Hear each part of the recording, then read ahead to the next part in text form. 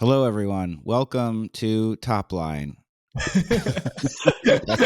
that's my. I don't Bringing know. the I'm not very good at energy. being corporate.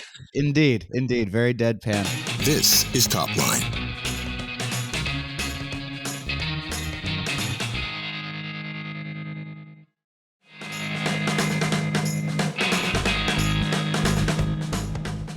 This episode is brought to you by the crippling fear of your typical sales process not working as well as it used to. Thankfully, it's also brought to you by Ecosystem-Led Growth, a new book by Crossbeam CEO and my good friend Bob Moore. Learn how your partner ecosystem will serve as your most efficient and scalable source of revenue growth. Sleep better at night and pre-order your copy at elgbook.com. That's elgbook.com. Austin, why don't you lead us off? What's going on today? How are you? First, let's do a quick check-in. But we've got one of our favorite people here, Peter Walker from Carta. Peter, you're Chief Insights Officer, right, at Carta? Every time. Peter, did you get a promotion since we last? I want to always promote him every time we. Based on Sam's logic, I have had 2 promotions. I actually got a skip level recently. Pretty great. Absolutely do. Pretty awesome. Head of Insights will do for now, but that's just the public title, of course. Well, we're excited to have you back. We've got AJ Bruno, Asad Zaman. I'm Sam. Asad, how are you doing? I am doing well. We had some sun in Toronto yesterday, and so I feel happy again. We had 30 hours. Did you send a message that you had 30 hours of 30 sun hours in of Toronto sun this entire winter. Like the entire winter. It's been a long winter. 30 hours of sun. Everybody's sad, depressed. We're taking lots of vitamin D. Everyone's constipated. So now everybody feels happy, and we're not as constipated anymore. So it's great. Does vitamin D constipate If you take like 10,000 milligrams, that blots it up. Huh. Oh, wow. Is it better to be constipated and sad or just sad? Well, if you're constipated and not sad, that's what everyone's going for. But we end up being constipated and sad, and then that's a really rough place to It's be. the worst of both worlds. Horrible. Yeah, it's the worst of both worlds, especially when the whole city is there. AJ, how are you? Fantastic. I feel like the Pavilion CEO Summit last week was used as a springboard for me. It was that's awesome. Yeah. We're going to talk about it. We won't impede on Peter's time here with us on the Carta, but we've got so much great stuff to follow up with and talk about, and how we're all thinking about it. I used that as just a springboard for this week, and have had some fantastic conversations, and I just got done with an ice plunge, so there's that. Oh my god! Wow, look at you. AJ's in a flow in 2024. I'm good. Jumping on the trend. You need AJ's energy, Sam. You and I. Yeah. Look, having been an avid listener to your podcast, I know you've already spent a lot of time on Carta in the past couple of times. So, if we want to talk about AJ's ice plunges instead, I'm happy to I think the Carta to AJ's ice plunge ratio is just fine. We're going to spend more time on it. Noted. We're supporters of Carta, Peter, as you heard. I heard. We appreciate you, Sam. Okay. Asad, why don't you lead us off? Okay. So, Peter, we're obviously very excited to have you back. It's always fun breaking the market down with you. Just to lay it up, we are done with 2023. We made a commitment that we're going to use less bad words. So most of the words I would use to describe 2023 are now in a list of things we can't say. Let's just say good riddance, right? Everybody felt good riddance to 2023. It was Asad. Let me just tell you, you sound so much classier when you say good riddance than there we go. My mom agrees. Yeah, good riddance is so classy. I got a compliment from her. She's like, I like the bad words not being there anymore. So our listeners are. We actually, just for the record, there were a lot of listeners at the CEO Summit, and most of them were okay. They took a hot take with the swearing. They were, but it's kind of a lowest common denominator thing where we want to appeal to the widest possible. You got to know your audience. Go ahead. Yeah. So, if you think about 2023, it was a year full of pain for our ecosystem. There was a lot of challenges from every angle: fundraising, valuations, growth, layoffs. It was just a tough year. If you click into the year, towards the midpoint of the year, especially in Q3, it felt really depressing, right? Inflation was sticky. Seemed like rates would have to go up higher, stay there longer. 2024 would feel choppy. And so consumer sentiment was down. It just felt bad. And then as we ended the year, there was some really good news. Inflation was in a good spot. The Fed came out and said, guys, we're done raising rates. Actually, here's our game plan on how we're going to get them down to 2% over the next couple of years, which included 3 rate cuts for 2024, which was more than what the market expected. What they expected was based on what the Fed had previously said, which was 2 cuts. And so everybody felt a sigh of relief as we ended the year, knowing that 2024 might not be like 2023. And because of how hard 2023 was, it's not like people can take a lot more of this, right? We've been in the thick of this for a while. Now, public markets reacted immediately. They're super dynamic. So you saw the growth stocks especially come up significantly during the end of the year. Private markets lag. And so the questions that are on top of everyone's mind right now is, what is 2024 going to feel like? When is it going to get better for me? And as we've started the year, it's been choppy again, right? 29,000 people have been laid off in tech, which is quite a lot more than the Q4 average, which was about 5,000 a month. And rate cuts might not happen in Q1, which is what people were hoping for. So a lot of questions on people's minds about how this is going to play out. So we're excited to have you here and do a look back on 2023 from a venture perspective, and then pontificate about the future. We can break this down by talking about fundraising and valuations, touching on structure, bridge rounds, shutdowns, talk about exits, hiring, and then AI. So that's the goal for today's conversation. Let's start with a more macro view on this. 2023 in your report had 57.4 billion in venture deployed, massive drops from 2020, 21, and 22. For context, 21 was 95 billion, 21 was 226 billion, 22 was 123 billion. We're more in line with 2018, which was 58 billion. Yep. How is that play? When you guys came into 2023, did you think that this is what was going to play out? And when you compare, are you able to compare 2023 to 2018? What were the differences in terms of valuation, structure, things like that? Maybe that's a good jumping off point. Yeah, absolutely. I think you said it well. 2023 was the Toronto winter of venture years, it seems like. Comparing in our data, so like all the numbers, it didn't take its vitamin D. Yeah, there was not enough vitamin in the startup ecosystem.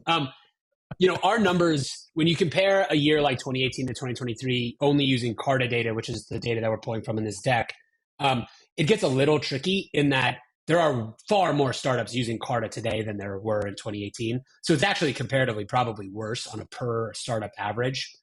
But be that as it may, I think we were kind of hoping to, from the outset, I think 2023 was a little bit worse than we expected.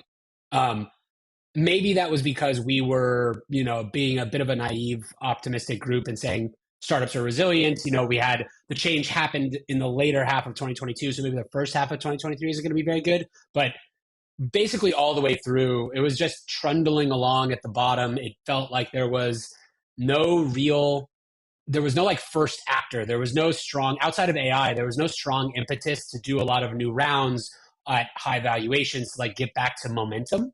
I will say that exiting Q4, so Q4 was a better quarter than Q3, and December was the best month within Q4. So on that sort of trajectory, I do have some optimism for what 2024 is going to bring. But you mentioned the biggest thing, which is, are we going to actually get the interest rate cuts that have been prophesized at this point, or is it going to be more of like a back and forth kind of year? That's going to have a huge impact on what startups end up doing. I was talking to one of the CEOs who was at the CEO Pavilion, and she was sharing that one of the presenters had this slide that said 2024 is going to feel like it's going to be a zigzag recovery. There are going to be good moments and bad moments and good moments and bad moments. How are you guys feeling about 2024 based on what you've seen play out? And that plus, why do you think December was so much better? As we start the year, it's not like business is easier to do, right? Like when you talk to people that are trying to generate new business, or when they're dealing with renewals, they feel the same pressure as before. So what changed in the venture world in December?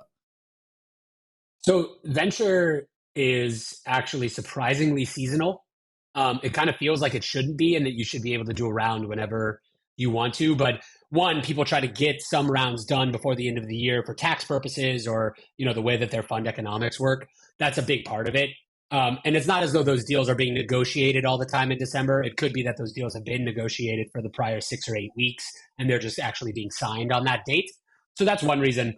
The other reason is that it kind of felt, when we go around and talking, this is more anecdotal than full data, but we talk to all of the accelerators around Silicon Valley, all the law firms, anyone and everyone who's like touching startups. And all of them have told us that the cohorts that they're bringing in for the latter half of 2023 are just really strong cohorts. They are companies that are solving real problems. They feel like more repeat and second time, third time founders. And they have really pretty solid, or I should say not solid, reasonable expectations about how fast they're going to raise. Some of them are going to try to bootstrap instead of fundraising. They're just quality founders who are trying to build quality companies. And I think that shift has been taking place over the last year, and it really started to come into fruition in the latter half of 2023. All this is still kind of guesses. Like, there are still a lot of companies out there who raised in 2021 and are having to figure out what to do. Now, are they going to make the jump into this new world of higher interest rates? Are they going to have to shut down? We've seen lots of shutdowns. Are they able to convince their current portfolio investors that they are a horse that deserves a double down bet? Are they going to get that bridge or extension round? All that kind of stuff. We last week were going through. You must have read this article. It was the Cowboy Ventures look back on the state of unicorns and 10 years after they coined the term. And one of the things that we found quite fascinating was that there were 532 unicorns, and they tried to see how many of these are quality companies.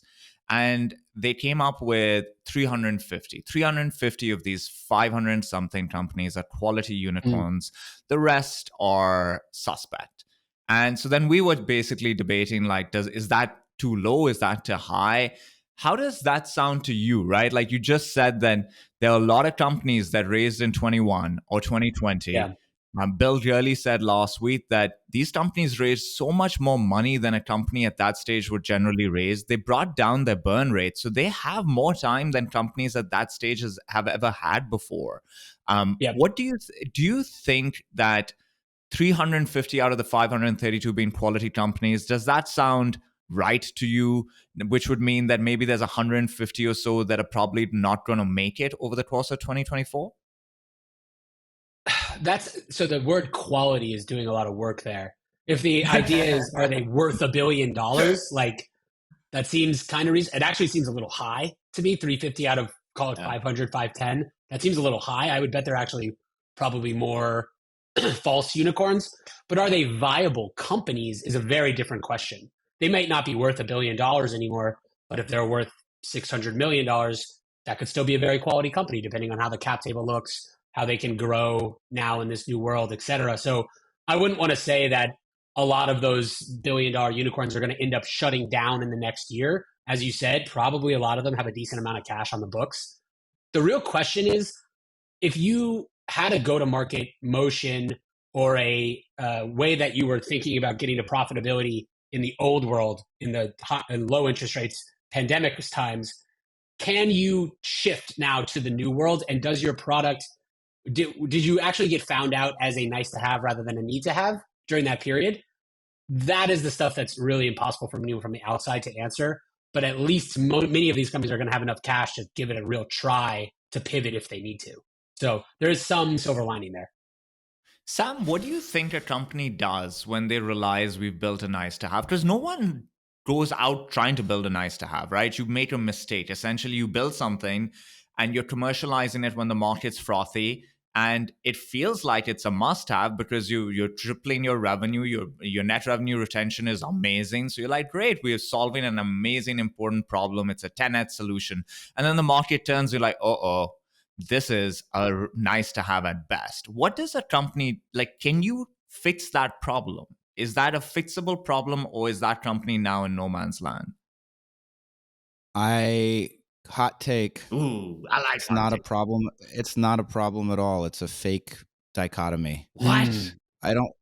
I don't think anything is a must-have. There's like 3 products in the world that are must-haves. Nobody on this call sells a must-have product. You can manage your cap table using a spreadsheet. You can manage sales commissions using a spreadsheet. You don't have to join a membership association. You can find most of the content that Pavilion creates for free somewhere on the internet. You don't need to hire a recruiter. It works better if you do, but you don't have to.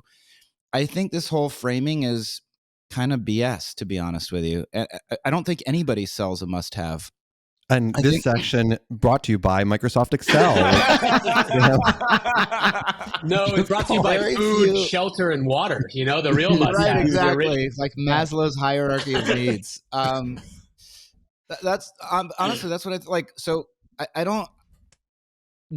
Hey, let me give you a more specific and like not as pithy, but just like help answer the question, right? So today Pavilion has 28 full-time employees. A year ago we had 62.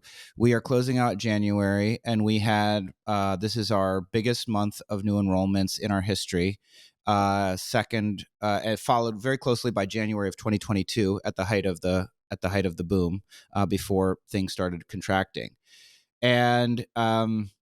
And I feel, and we're going to be profitable, and we are cash flow positive because I look at the bank accounts every month for the first time in a long time. So now, does that mean that I think that that we are a must-have? No, we're not. I don't know how to answer that question. If I define it right, if I position the product right, and we sell it and we build value, there are buyers for what we're building. There's buyers for every one of our products on this call. Do we need the same size of go-to-market team? That was what we talked about at the CEO Summit. What we talked about again, my company is more than half as big as it was a year ago, and we are driving more growth than we did a year ago. And doing more by the way than you did a year ago. Same. We were 68 full-time employees. We're 44 today. We just had the best month we've ever had in company history in growth. So how do you think about hiring the next employee? So like we can get into the hiring. We're all scared to hire. Right. I think, Peter, what I think is like, I think the bar for talent is much, much higher. And I think, I don't think about, again, I'm not a, for better or for worse, right? We're not on the venture. Pavilion is not a venture. Right. We raised venture money from a growth equity investor. And that is, to Lemkin's point, like this is the last time we're going to raise money, and we're going to figure out a way to be a company from here on out.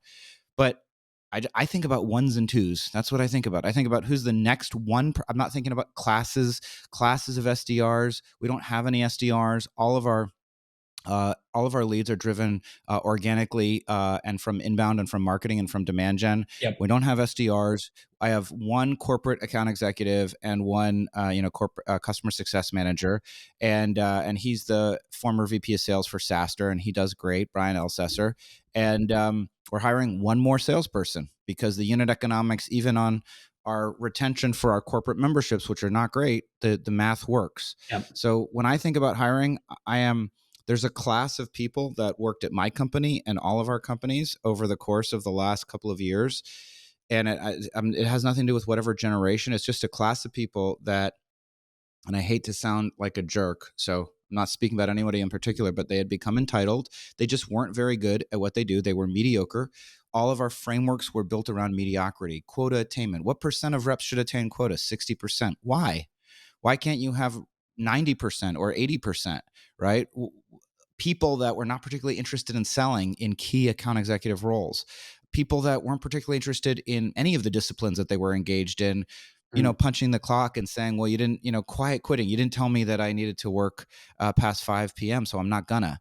I just think that those people, we can have this big conversation about the workforce, and that is that's the main conversation that we had at the CEO Summit. Jason Lemkin saying, do we have a lost generation of talent in the workforce that just has forgotten how to work hard? But so what does all of this mean for me? It means we can do way more with less than we thought. That addition by subtraction is a real thing. That when you've got mediocrity in the organization, it's not just, you're always looking at the loss aversion. You're always like, what am I going to lose by having that person? At least they're there. And what you don't understand is how much faster everybody else works when that mediocrity is extracted from the operation. Sure. So what I think is we're going to do more with less, and we're going to make, and it's going to be awesome. And the team at Pavilion right now is the best average team, meaning the average talent of every single person at the company is way, way higher. And it feels amazing. And it feels amazing to be 28 people. Something that Peter said that really made sense, and it was said by Lemkin last week, was around the companies in 2021 that have these balance sheets that are like, what's product market fit? So rather than the must-haves versus the nice-haves, of like, is there demand, true demand for your product? And he said there's founders that he knows that came to him and were like, hey, we have $5 million or whatever left in the bank, but we're just going to shut it down. We're going to return capital. We don't think this is working. It's just too tough. It was more in the context of the burnout of like the lost generation that Sam talked about, of just like everyone kind of coming in and feeling entitled. And so if you didn't hire like this phenomenal team and you're sitting there churning customers and you're going to have to like restart, it's like, do we have the energy? Do founders have the energy to do that restart? And there are going to be a lot of founders that unfortunately don't. And I don't blame them. I'm not judging them. I get it. I think we all get on this call. We all get it. We all feel that. But at the same time, I think that all of us on this call are energized by the differences that we're going to be able to make this year. And we've seen the green shoots that we're I was really surprised by that comment, by the way, because it seemed like everyone in the room, Sam, I don't know what your take was on. I was like, oh, that was a really good talk for Lemkins, right? Jason speak a lot. And I think it was a really good conversation, real conversation with CEOs. Lemkins, great.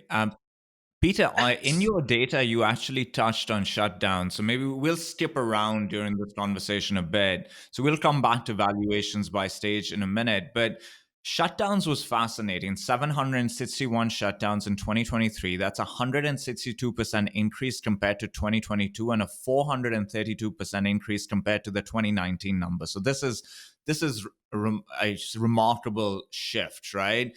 Can you click into that a little bit? What are you seeing in terms of the types of companies that are shutting down? Why are they shutting down? Because I hear the point that Lemkin and AJ made right now around some people just giving money back. I think those are very rare situations where a founder gives the money back. It doesn't make a big percent of these companies is what I'm probably hypothesizing. But yeah, can you click in and give some more color to these shutdowns? Certainly. There's probably a vanishingly small percentage of these companies were shut down by founder choice. Then they just returned the money because they didn't believe the problem or the demand was there. What are the main reasons that companies shut down? I mean, the standard obvious one, they run out of cash or they can't raise any more cash or they feel as though they can't fundraise for the business. That has been, and then they can't survive on customer revenue, obviously. That's probably the main one. There's other ones that fall into it. We don't have great data on this, but like founder divorce. The other thing that's happened, though, is some of these companies may be in this tricky place where they could potentially have been viable companies, but the way their cap table and fundraising strategy has taken them, there's like not a lot left there, either with a recap, a down round, all these structured terms. Like there's just not a good way to make the shift. So that's happening. There's companies that of all sizes that are having to throw in the towel here. More companies that have raised $10 million shut down last year than had shut down before, more than twice as many as 2022, I think. And I guess it gets back to, Sam's point earlier about, both everyone on this call seems to have leaned out their teams and working with a much smaller team here. That applies to, maybe you could make that macro point as well for tech startups as a whole. Like, are tech startups going to be a meaningfully smaller industry 2 years from now than they were 2 years before? Like fewer companies and smaller headcount at those companies. Maybe it doesn't seem to be a lack of new ideas. All of these, while companies have shut down, the amount of pre-seed companies on Carta has expanded by a lot, by thousands last year. So there are tons of people trying things, different ideas, but maybe as an industry, we're going to be smaller. I don't know. It's kind of wait and see.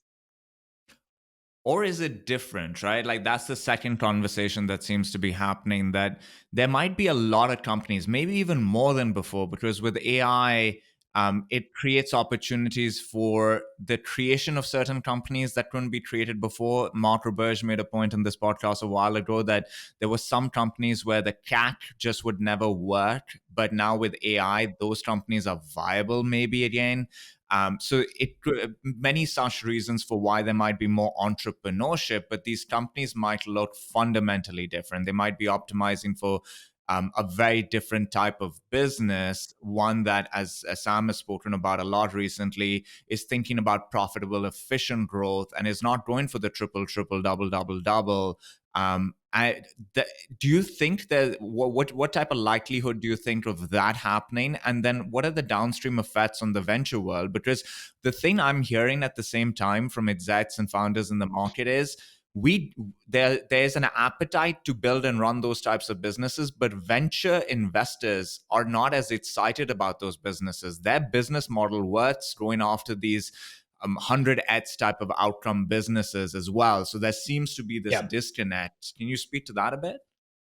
There's no way that venture as currently constructed would be able to invest in those sorts of businesses at scale. It just doesn't make sense if they're not going to be venture scale outcomes. Now, the question, the real crux of it is, and I think Sam Lessin and others have written on this question, is are the startups going to be able to grow so quickly using AI and others that they actually don't need to raise capital and they can still be as efficient or actually grow as quickly as venture scale businesses? Or is it that they're going to be shooting for lower outcomes but get there more quickly and with just leaner teams and not a lot of fundraising? And then what does venture do? Like if you're a Series B through D investor in venture, you have a runway. This fund should probably be fine. But if you raise another fund in 5 years, are you going to be able to invest in enough companies to make it worth your while there? I think it's a bit more of an open question than I would have supposed. There's this kind of flip back and forth. Maybe when things get frothy again, because they obviously will, people will drop bootstrapping as they do and go back to fundraising more quickly. But perhaps there has been a structural shift. Sam, I've been thinking about something. Oh yeah. Uh-oh. I can't wait to hear this one. It's nothing that profound. Am I clothed in this thought process? Okay, so here's the challenge. When you talk to the game of venture is to find a company that is doing something it's a non-consensus bet that you need to get right, and that's the game you're playing. The founder has to believe they have this unique insight that they can grow and execute against, and they believe we are the N of one. So when you're a founder and you're looking at all of this play out in the market, there are a lot of people that are like, yes, everybody else should get profitable, efficient, and all of this. But I am building the N of one company. I am the one that can execute this. It's the same reason why I don't believe a lot of founders give back $5 million to their investors, because they're like, I can fix this, right? There's that belief. You have to have that high level of optimism, and you're also disagreeable by nature to be an entrepreneur. So do you think that there are a lot of people that won't go down the path of profitable, efficient growth because they think others should do it, but I am special?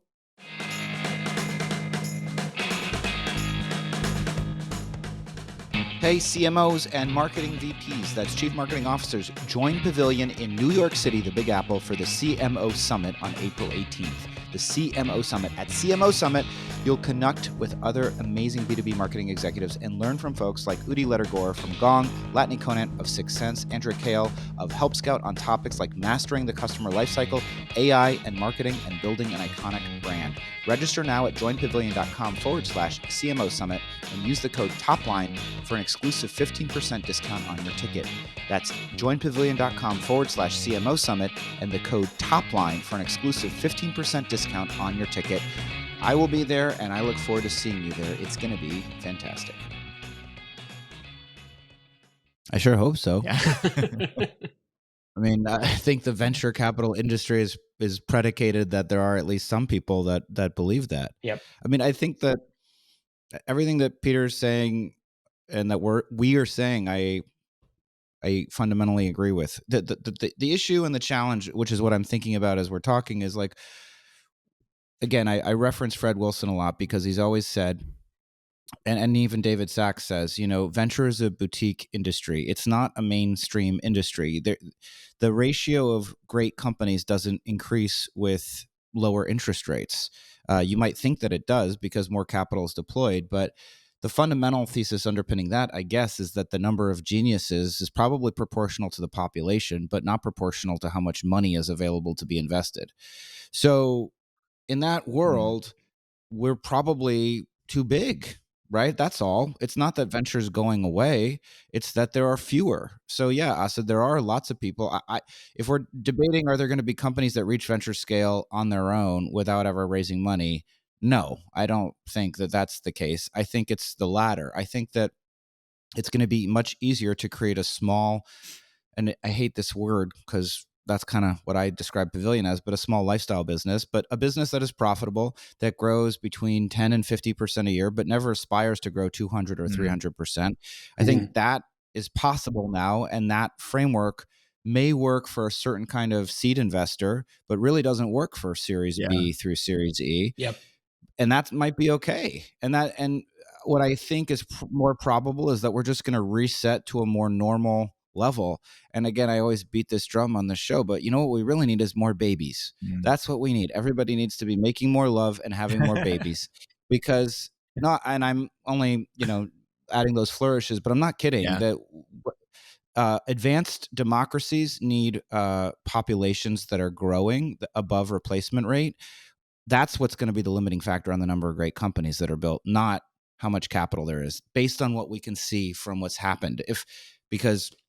Anyway, so are you heavily invested in a Chiefs Super Bowl win then? Following on from the obvious implications there.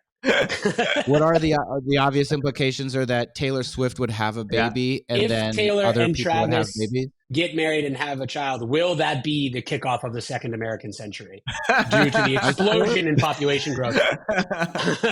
That's actually a good point. Yeah, I hope so. I'm not even half joking. I think it's potentially true. You have baby boomers. Please welcome Taylor boomers. Exactly. That's she so has good, the power. AJ. Yeah. I like I said, that's what I think that's like the thing that not enough people are talking about is declining population below replacement rates in places that need to be producing new consumers, new geniuses, new Mark Zuckerbergs, new Peter Thiels, new Elon Musks, whatever you think of those people, but the people that are going to build, asymmetric businesses. We just need more chances at building that. I don't think capital is the constraint. So is capital not the constraint on geographically then as well? Like, you're not doesn't sound like a super high believer in the idea that the way to get more brilliant startups into the bloodstream in America is to broaden the reach of capital outside of Silicon Valley, New York, and a couple other places. No, maybe actually anything that will change that again against a baseline of like putting more capital into the same geographic centers. I'm skeptical that that's going to work. If you were changing the parameters in different ways, for example, if Saudi Arabia and Dubai and the Gulf are creating more opportunities for their populations that haven't had the ability to start new businesses, they probably have growing population too. So I think that could be interesting. That could be something that changes the axis of, new great companies built. So globalization, and that's why, we need the rise. We need more and more people to be middle class and upper class around the world and continue to bring people out of poverty. And then we need to have babies. So Sam for president. Let's go. Peter, so let's close off on those 2 points. We talked about the overall venture deployed in market, and we talked about shutdowns on the other end of the spectrum. If you were to just hypothesize about what we might see these numbers look like in 2024, at the end of 2024, what do you think the net amount of venture deployed in the market looks like? And what do you think happens with these shutdowns? Across Carta, so that's 40,000, closing on 45,000 actually, startups on the platform at this point. If companies on Carta raised $60 or so billion last year, my gut is that they'll probably up that to 80 or 90 billion this year. I do think that 2024 will be a better fundraising year than 2023 was by quite a bit. I'd be surprised if shutdowns actually come down an equivalent amount, though. I don't think those two things are inversely correlated. I actually think shutdowns might even continue to rise as funding rises. Over the last couple years, or 2023 in particular, venture capitalists spent a ton of time and attention with their current portfolio companies. So we have all that talk about dry powder. A lot of that dry powder is going into current bets, keeping companies alive that have already raised from these VCs, not into new portfolio companies. I think that will start to shift this coming year, which means some of those companies will just kind of get left by the wayside as VCs turn to shinier new founders and new startups. Yeah, I think we were talking a little bit about this. I had the hot take that I think they won't just rise. I think you're going to see 3 to 4x the number of shutdowns that you had last year. And I think for that reason that you're talking about, Peter, I do think there'll even be founders at venture-backed companies that are like, you know what, where the cap table is, everything about this, I'm still excited as a founder, but not about this idea anymore. And I just I feel like I'm stuck. I can't pivot out of this idea. I'd rather go raise at a totally new cap table and clean cap table and just shut it down. Yeah. I think that's going to happen. Definitely will happen for sure. I am super interested in what the investor appetite around AI is next year. 2023 was the boom year, super hype, all of that. 2024 to me feels a little bit like there's going to start to be two sides to that debate. People saying that AI is still worth the uptick in valuation and investment, and others who say, look, we just kind of expect it in these technologies and it shouldn't really change the way you value a company that much. So I'm interested to see how that shakes out. The number that AJ you're thinking about, like these companies shutting down a lot more. So that relates to the zigzag type of recovery where the economic environment should be improving, meaning that doing business becomes not easy, but easier than 2024 for some, at least. Raising capital for some becomes easier as well. But then you have these companies that are just not going to be able to make it and they're going to shut down. Yeah, Austin, one other point to this though, just so because it was in the vein of Lemkin, I really felt the tie to this because he was more talking about, well, maybe it's two-part, than this psyche that like if you had like a still up and to the right, but it was feeling like you hit periods of down and then up, it just takes a lot out of you, right? Yeah. Like there's that feeling of like you feel that way you're always winning, you have enough like positive results that you can point to, but if you have one or two bad results, we're just human beings. We focus on the negative, and that's kind of one part of it. Was he was talking really just about like how do we like think about motivating our teams AJ, when we're like, you said it a couple of episodes ago. You're like, in my entire life, I have never been in a company that didn't double or triple in a given year. Like, think about that. Yeah, thanks for reminding You're me. not a spring chicken, dude. Like you've been. He said that. It's okay he to said have he's one never down worked at a year, profitable AJ. But that's wild, right? Like, think of how many people have never experienced the turbulence of the market. And you and I were chatting about this recently as well. When the market becomes turbulent, it becomes much harder to do business, generate revenue, and hold on to customers. And I think the feeling of that type of turbulence is much harder for technical founders than founders that have commercial strength, right? Because commercial people with commercial minds can be like, okay, this is how I'll navigate this. You still feel like you have a fight to fight. Pure technical founders, I think, really struggle in these type of markets, and those down quarters really take a hit on them. Peter, you spoke about structure a little bit, so let's click into that. You said a lot of the reasons why some companies might not go forward is because the founders are like, what is this thing that I've gotten my hands on? Like, this makes no sense. Like, let me go start fresh. Bill really said something very similar 2 weeks ago. Can you click in and tell us what happened when it comes to down rounds, bridge rounds, structure, preferences? Like, tell us what happened last year.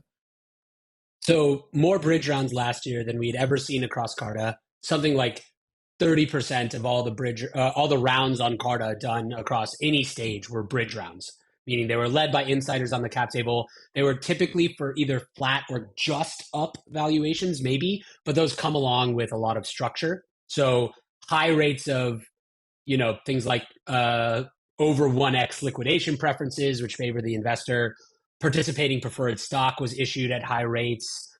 These terms that kind of, there's even up to anti-dilution provisions that kind of screw people when they're into down rounds. There's just a lot of deal terminology and clauses that were not apparent in the FOMO deals of 2021, and they just kind of came roaring back. So what actually happens when a founder is faced with a decision about fundraising at these pretty onerous terms, it may be the only way through, right? It may be that this is the only offer that you have and it's the way to keep the company alive, but it might also leave you with very little upside left if the company does well.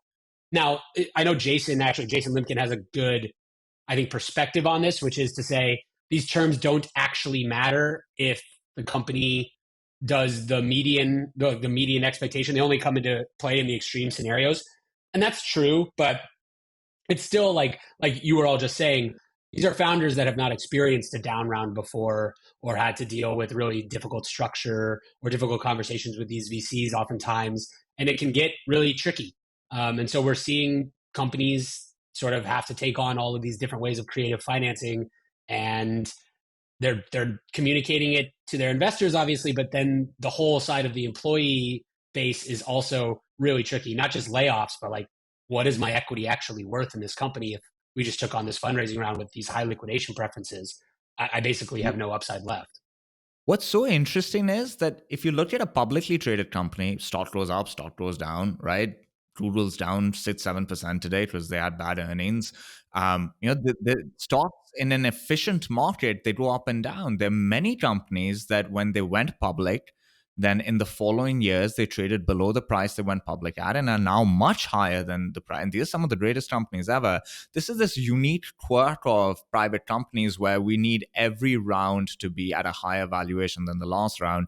Do you think that the challenge is not whether the valuation is up or down? It's actually all the other things that come with a down round that make it just not a viable opportunity anymore for the founders and operators of that business?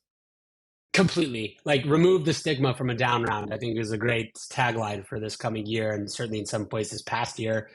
There's a lot of it is just psychological. It's a kind of a signaling mechanism amongst other investors that, oh, this company is no longer this rocket ship. And I think the comparison to public companies makes sense. I've done it myself. The more that I think about it, though, those companies have already de-risked. Those companies have already taken all of these risks off the table. Whereas a venture-backed business, because the modal outcome is still probably nil, like it's going to go to zero a lot of the time, the potential investor base is just far more skittish about any down signal, which makes founders then react to that incentive to avoid any possible down signal that they can give to potential fundraisers. And that actually can have negative impacts for the company, even though nobody has like acted poorly, quote unquote.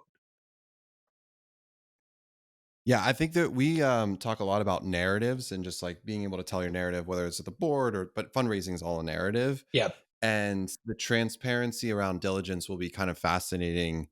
And there's just so many ways that now, like investors, there's so many data points, right? There's so many public data points, customers to talk to, ways. So that like privacy aspect that the company has is like just like has kind of gone away. But I still think as founders, The interesting thing about narratives is that oh, go ahead. Sorry. So the interesting thing about narratives is that if you think about founders, there's not a lot of training that's done prior to becoming a founder on how to build a narrative. So it really becomes like, which track do you come in from? Like if you come from a commercial track, it's part of your skill set, right? You're really good at that. And you can manage these tricky moments really well. If you come from a technical background, much harder to manage narrative in choppy times. And I would imagine that those board conversations are just, those board dynamics are probably very different. And boards are probably able to control those companies that have pure technical founders a lot more in these type of environments than ones that have commercial founders. That's my hypothesis on it. What do you think is one of the things you spoke about is the downstream effects of this structure on the psyche of founders, on the psyche of the company. One of the things where it's playing out a lot more is at the late stage, it seems, right? There's a lot of this happening at the growth/late stage. We spoke about something last week that you guys had released, which was Series E valuations, which had come up dramatically between Q2 and Q4 of last year. And we looked at the public markets and we realized that the standard to go public is very high, so high that a lot of these companies might not actually ever be able to make that standard. But the standard for M&A, the bar for M&A might be lower. So do you think these companies are raising money and getting better valuations because investors feel like, okay, there is a viable outcome, which is going to be M&A for these type of companies? Do you think that's what they're building towards now? It's potentially the case. M&A across Carta, about 140 or so companies are acquired off of the platform every quarter. So that's not nothing by any means, but it hasn't really changed very much over the last 18 months. It's pretty standard. One bigger quarter, one smaller quarter, but there's no like meaningful upswing in momentum there. I do think that there's going to be a lot more talk about M&A in 2024, just because if valuations sort of stabilize and then rise again, you have like a foundation under which to have those conversations. And certainly there are a lot of founders who would secretly welcome a strategic acquisition now in a way that they wouldn't have before. Will it? I don't think there's any replacement though for the IPOs. Like if you're talking about when are we going to have the big, like, we did it, everybody's back day, that's an IPO day. And that can only really be one of 8 or 9 companies that could really, if they IPO'd, have a meaningful change in the vibe and feeling around venture. I think we all know the names there, but like if one of those companies goes public in the latter half of 2024, that is a super bullish signal. And I think many people around the venture ecosystem will take it like that. So is it SpaceX? Is it Stripe? Who are the other ones that should be top of mind? I mean, I think those two are, I think, far and away the best, or the best opportunities for like general momentum. Other ones that, Chime and others would fall into that category. But honestly, like Stripe and SpaceX, fantastic, amazing companies. I think it doesn't have to be necessarily. I just think that there is this kind of feeling around that many companies are considering going public, but they don't want to be first. And Klaviyo last year was an unbelievably good business and has not performed well in the public markets. And so that disconnect also probably is weighing on some people and saying, look, their metrics were fantastic. I don't know if we're going to come out with better metrics than that. And as you said, the bar to go public has already been raised. So that part of the there's not going to be return to full health and venture without IPOs. So it's really just who is going to break the mold there. We've discussed the amount of money that's gone into the market. We've talked about like the type of structures it's gone in at. We've discussed valuations to some extent, and what it's going to take for things to feel really good. One of the things we haven't touched on as we end this is the labor market. I was digging into some data and found a few things that could frame this conversation for us. So far, about 29,000 people have been laid off in January of this year. That is significantly less than January of last year, where it was like 80,000 plus. But if you look at the average number of layoffs in Q4, it was averaging around 5,500 per month. So it's a dramatic increase over that. At the same time, there's 11.1 times as many open jobs in tech in just North America today as the total global layoffs of the last 6 months put together. And so there's also hiring that's happening. As Sam said a bit earlier, the type of hiring that's happening has changed. Not necessarily functionally as much, but there are changes there.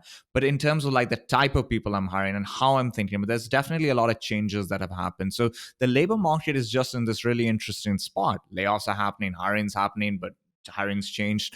What did you guys see play out last year? Like what happened in terms of the average number of employees per stage, in terms of compensation? What did you guys see play out? So I think this is going to be, referencing our earlier conversation, this will be a very telling year for whether or not startup hiring as a whole can get back to what we seem to expect it to get back to, which if not 2021 levels, because those were completely out of whack, then maybe 2019-ish, early 2020. Across Carta, companies at various stages were smaller last year. So they did not meaningfully hire in after a layoff had happened. So it's more layoffs than new hires. If you add in people that left by choice, far more people, or a good number more people left companies than joined them across the whole 40,000 cohort. So we got smaller as an industry.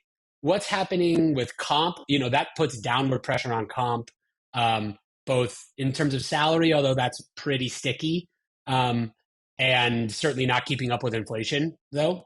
And then on equity, compensation has been meaningfully reduced. Through the middle half of last year, it was down about 25% on average. Not 25% is that fewer in basis shares. Points, Peter? Is that basis points, or is that like because of the valuation issue with some of these down rounds or whatever? Yeah, it's a nuanced point there. It is not because of the valuation changes. That is basis points. That is the actual number of shares or percentage of the company that a given employee will own in their, or will be given in their offer, is 25% lower than it was in November of 2022. That's a big shift. Wow. A lot of that is because employees don't have like any benchmarks. Is that a really bad deal for people in the sense that, do you have any data around how many people that are getting options are exercising these options and exercising them in the money, let's say? Yeah, I mean, I think I would refer people back to Sam's amazing rant in the last couple episodes. I think when you were all discussing Carta there for a bit. Like, employees do not understand their equity nearly as much as they should. And the business of startups is structurally set up to not favor employees joining those companies. So right now, exercise rates across all of Carta, 30% of in the money options. So we're not just talking about the ones that are already underwater. In the money options, 30% of them are being exercised before they expire. But in the money on paper valuation, not on 100%. Like, there's definitely some of those that are not actually in the money, right? And that's a good financial decision by the employee not to exercise because they know, hey, this business isn't worth what this original 49A said it was. However, that's still the lowest we've seen since 2019, since probably like 2018, 2017, when these numbers started to get really meaningful because of Carta's scale. So employees do not believe in their equity right now across the board. And they're choosing to not exercise them, choosing to not outlay any cash up front and actually take advantage of those options. Those options are then returning to the pool. And then, maybe being used on other employees, although hiring is definitely not gangbusters. So it's tough to be an employee. I do all these talks with accelerators, and you look at the gap between founder equity and first 10 hire equity, and it is, it's radically different. And are you really meaningfully taking on less risk as employee number 6? That's exactly why. That's exactly why. It's what we were talking about before. That's why the better deal. It's like almost still better to build a functioning consulting business. Yeah. Like owning 100% or 80% or whatever of an $8 million business, which it's just way better than 1% of a chance at a $600 million business, right? Yeah. And again, you get 1%, $600 million, $6 million bucks. How hard is it to build like a $2 to $3 million ARR business that you could sell for $8 million bucks to somebody? Yeah. That's a order of magnitude easier, I think. And so to your point, Peter, I think we're in a bit of I don't know if it's a compensation crisis, but I feel like there's a lot of mess. There's mess because employees don't value equity, but it's not worth zero. They might think it's worth zero, but it isn't. And it's worth a lot to the company. And then there's like cash, and then there's health insurance. And like, I feel like I've lost, or maybe I never had, a good, meaningful ability to talk about total compensation that isn't just about cash and equity, that reflects all of the investments that the company is making in a person, and feeling, because the worst thing in the world about compensation is when you're giving something that costs you something that you value that they don't value. Yeah. Then it's like, well, like let's just, I don't want to give people equity if they don't think it's worth anything like that. I'll keep it. I'm telling you, Pavilion equity will be worth a lot to me. Right. Faux show. And that's the point there is like, maybe I was a little too strong. There are a ton of really wonderful reasons to join a startup. Doing it explicitly so that you make it big is probably not one of them. No, you're absolutely right. You definitely have to consider that when you go through these hiring considerations, but the amount of responsibility and trust and skill sets that you can build at startups are kind of unmatched. At least that was true in my career. So that's 100%. It's a good point about total comp being kind of divorced from what is the comp in terms of salary and equity only. I'm excited to see if there are changes on the equity structures that make this better. I mean, education, obviously startup employees need more education on what their options are worth, et cetera. But how can you make options? OpenAI does the sort of profit participation units instead of core stocks. That's really interesting. I mean, it is in their incentive structure to move towards profitability then, right? And actually have free cash flow that would become real to those people. It sets up different incentives.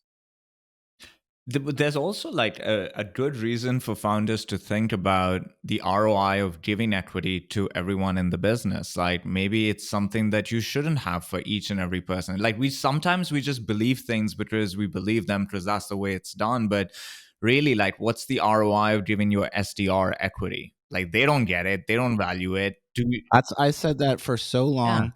And then I was overruled recently, and now we give everybody equity in Pavilion. I mean, but the good news is we don't really have that many junior people. But yeah, I completely agree with you. It's the dilution to the people that have a lot is actually meaningful spread across a large number of people, and it doesn't mean anything to them.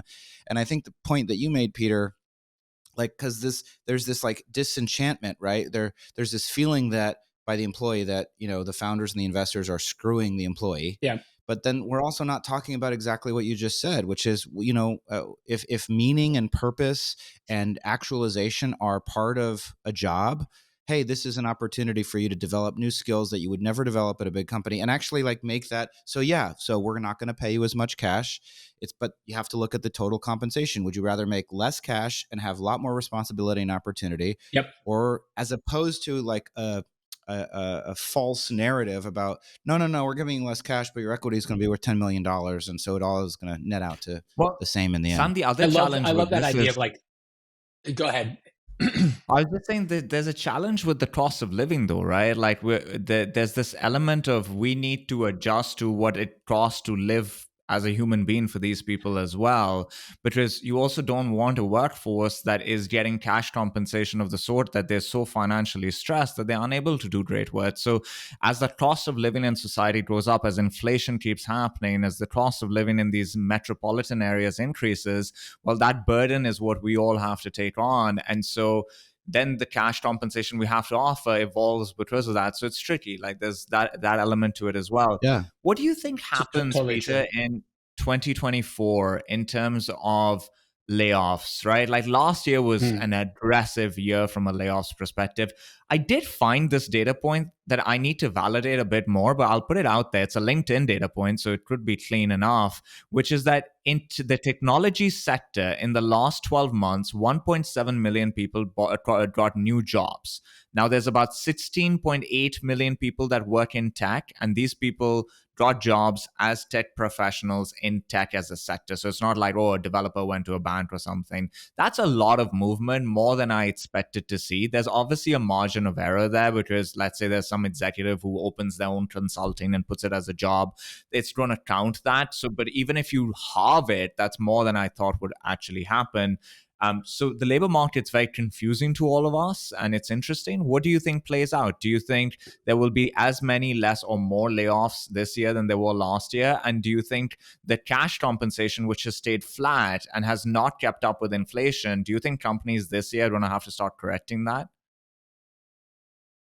No.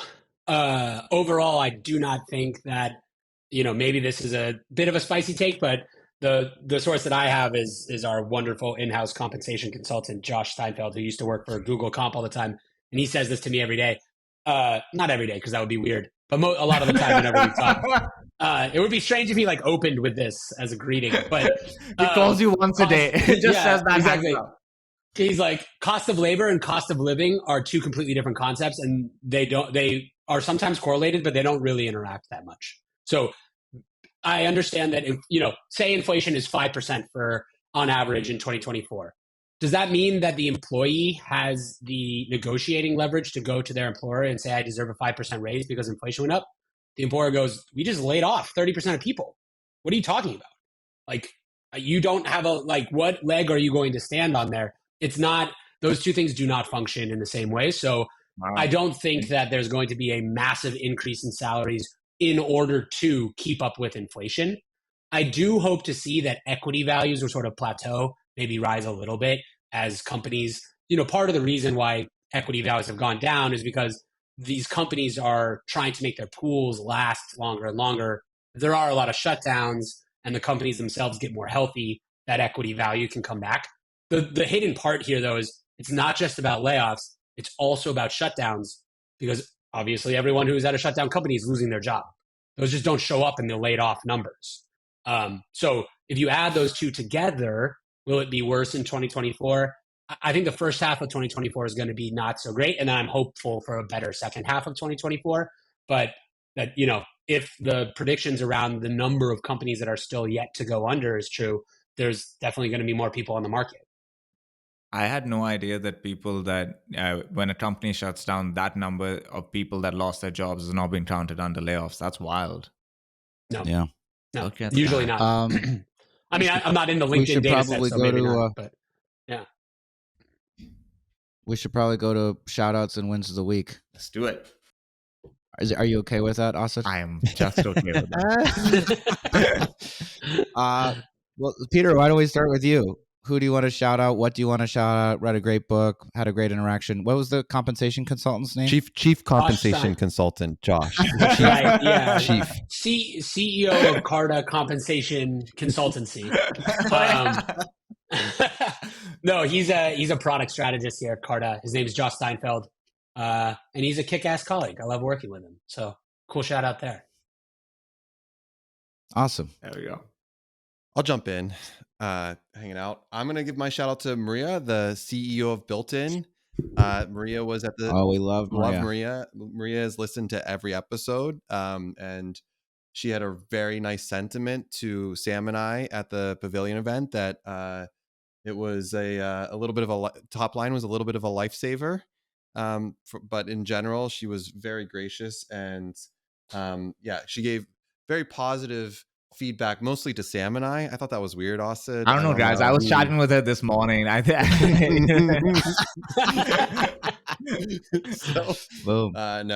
So my shout out goes to Maria. Thanks, Maria. Maria's great. And Built-in's an amazing company, fantastic organization. I'll go next. I want to shout out another friend of the pod and a good friend of mine, Kyle Norton, the CRO of Owner.com. Owner just announced their Series B today from Redpoint and from Jack Altman, I believe, from Alt Capital. And Owner is a great organization. Lemkin is also one of their investors. They sell to restaurants and it's super innovative and they built a great company. Kyle is just one of the best. I interact with go-to-market professionals and leaders all the time. I'm 10 years into this. I've met thousands of people, had thousands of conversations, and he has always stuck out to me as one of the best I've ever seen in terms of how he thinks and how hard he works and how he's able to connect those two things. Because if you're thinking of really good things and you work really hard, you're going to achieve some great things. And they've just built a fantastic go-to-market engine over there. They're using AI better than any other go-to-market team I've seen so far. They're ahead of the curve. That's why they're performing well. And I just I wish them the best of luck with this Series B and what's ahead for them. So congratulations to Kyle and the Owner team and to Lemkin and everyone involved. I will go last, but not least. I've got a few. Book recommendation from Jeff Reekers. It's called Thinking in Systems by Danila Meadows. I think it's part of the canon, but I never read it before. It's just a fantastic book about how to think about systems, including all of our businesses. And really, really enjoyed that. So put that on your reading list, everybody. And how are you doing on your 50 books this year? Is that what the goal? I'm trying to read 42, actually. 42. That was the number that I'm shooting for. I'm actually on number 5 for January. But what am I reading right now? I'm reading Phil Lesch's autobiography about the Grateful Dead. Second, shout out to the Pavilion team. Like I said, highest enrollment month ever, especially the growth team. We did a great job, and it's just obviously really exciting. And, we were supposed to be cash flow positive in January, and we are, and we beat our numbers in January, and we're set up incredibly well for the year. And obviously, we just had an amazing CEO summit. We didn't get a chance to talk too much about it, but it was 130 amazing CEOs. It was 70 last year, 20 the year before that. So it's growing and just getting rave reviews. So thanks to everybody on the events team, especially Jeremy Chaplin, who's our creative director, who puts so much effort into the brand and the look and feel of everything that happens with Pavilion. And then lastly, somebody that's gotten a few shout outs on the show already, but never from me. So I'm in a new apartment. I don't like checking the mail. So I hadn't checked the mail for a month. And I finally opened the mailbox and I had all of these holiday cards. And one of the holiday cards was from Angela Bruno. And I thought it was just going to be, here's AJ and his kids. And it says something stupid on the back like peace, love, and happiness. And instead, it was a long handwritten note from Angela talking about the impact that the three of us have had on each other's lives and how much she appreciates it as AJ's wife. And it made my day. It really made my day. And then she wrote at the end, she said, "This is not ChatGPT. I wrote this completely originally." And it meant a lot. So Ange, thank you so much for that note. I really appreciate it. Ange is the best. Listening next week. That's awesome. I'll hear about it. Okay. All right, everybody. Great episode. Peter, thank you so much. Always wonderful to have you on the show. And don't be a stranger. Absolutely. It's a pleasure, Bye, everyone. guys.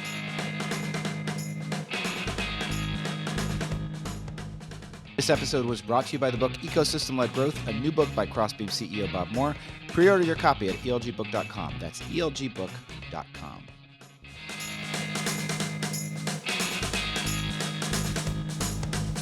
Thank you for listening to this episode of Top Line. To learn more about the trends, news, and developments impacting the world of B2B SaaS, head to joinpavilion.com, where more than 10,000 of the world's top go-to market leaders go to achieve and unlock their full professional potential.